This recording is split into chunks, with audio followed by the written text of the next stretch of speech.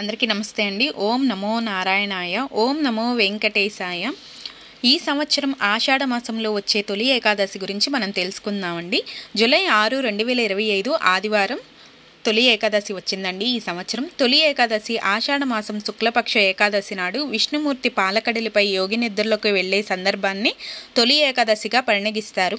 స్వామి నిద్రించే రోజు కాబట్టి దీనిని శయన ఏకాదశి అని కూడా అంటారు. తొలి ఏకాదశి నాడు రోజంతా ఉపవాసం ఉండి రాత్రికి జాగారం చేసి మన్నాడు ద్వాదశి నాడు ఉదయం విష్ణుమూర్తిని పూజించి తీర్థప్రసాదాలను స్వీకరించి ఆ తర్వాత భోజనం చేస్తే జన్మజన్మల పాపాలు పోతాయని పండితులు చెప్తున్నారండి. ఫైనాన్షియల్ ప్రాబ్లమ్స్, ఆరోగ్య సమస్యలు, అప్పుల బాధలు అన్నీ తొలగిపోతాయండి. ఇలాగాని చేస్తే మనం ఎంతో కొంత ప్రాబ్లమ్స్ నుంచి బయటపడవచ్చు. 27 నక్షత్రాలు ప్రత్యేకగా స్వామివారికి ఎంతో ఇష్టమైన యాలుక్కాయలు పసుపు నీటిలో నానబెట్టి ఒక మాలగా చేసి స్వామివారి ఫోటో అయితే ఫోటో, విగ్రహానికైతే విగ్రహం ఒక మాలగా చేసి వెయ్యాలి.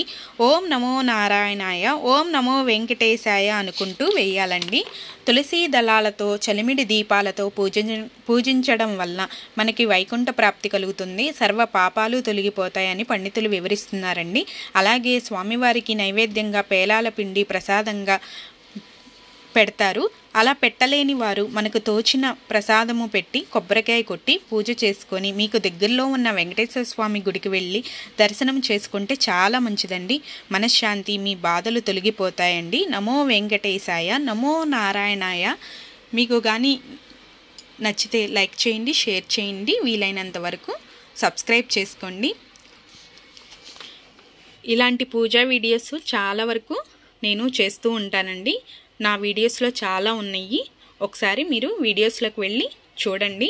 మీకు ఏదన్నా డౌట్ ఉంటే కూడా నాకు మెసేజ్ చేయొచ్చు. నేనైతే వివరంగా చెప్తానండి. Thank you for watching.